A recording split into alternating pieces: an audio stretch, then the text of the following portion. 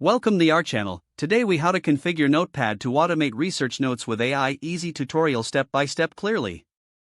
Open Notepad on your computer. Click on the search box in the top right corner of the screen. Type in Notepad. Select Notepad from the search results. Once Notepad is open, go to the File menu in the top left corner. Choose Save As from the drop-down menu. In the Save As dialog, select a location to save your file.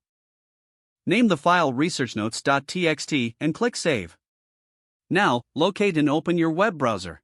Visit an AI text generation website, such as OpenAI's ChatGPT.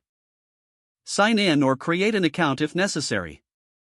Familiarize yourself with the website's interface. Type a research question or topic in the input box on the AI platform. Review the generated text carefully.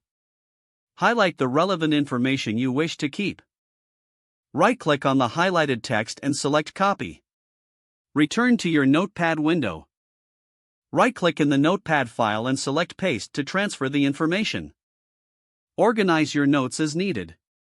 You can include headings or bullet points for better clarity. Repeat this process for additional research topics as necessary. To save your progress, go to the File menu again. Select Save from the drop-down. This will ensure all your notes are safe and up to date.